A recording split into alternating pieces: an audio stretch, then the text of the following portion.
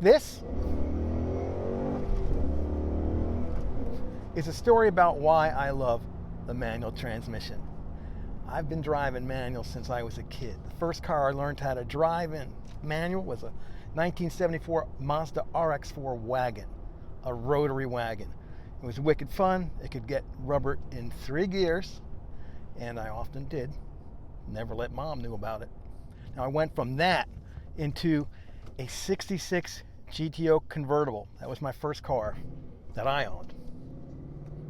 And that had a 2-speed power glide automatic transmission. 2 speeds, which was kind of weird. Like it would wind to 80 before you hit 2nd gear. I had to have a manual. I finally found one.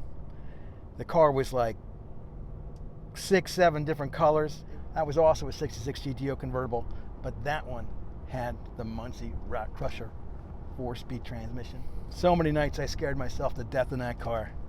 Nothing like this Mustang.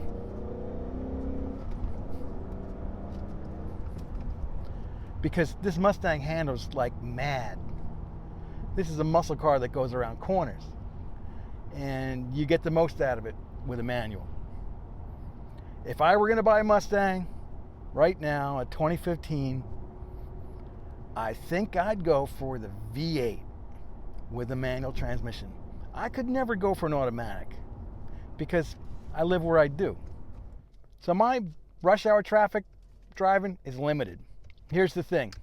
You do not want to get a manual transmission if 2 of the 3 things are true. 1, you're a whiner. 2, you have heavy duty stop and go traffic. And 3, you're a whiner.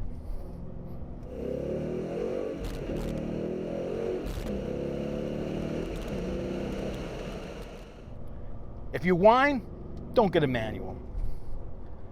If you got like bad ankles, bad knees, don't get a manual. Now you should get a manual if your knees and ankles are in good condition, you like getting the most out of your car, you enjoy being an engaged driver, and you love hearing that exhaust note. You like to take control. You don't text when you drive. You don't look at your phone. You look ahead. Don't mind me looking at the camera there, because I'm looking ahead. I love manuals. I'm going to drive them until the day I die. Hopefully it won't be the same day. I've been driving this baby all week. I had it in some traffic. Cruise night. I took it to cruise night. You can't get more stop and go than a cruise night, huh? Handled it like a champ. This clutch is easy. The shifter, easy. This is not a difficult car to drive.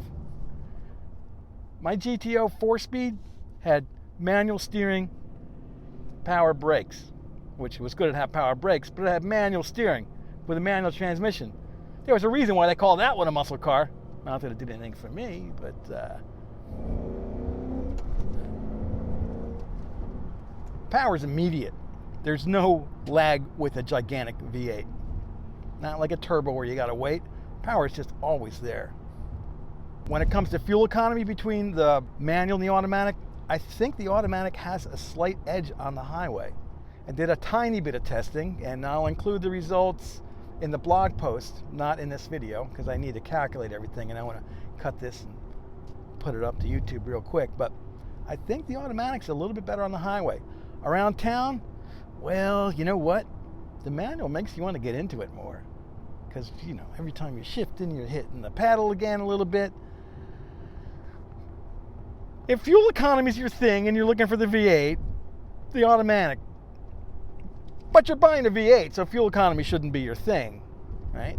Just know that with either one, you can get really good numbers out of it if you're a careful driver. Some people don't believe that you can get 30 miles per gallon out of a V8 engine on the highway, but it all depends on how you drive and what your speeds are and all that other good stuff.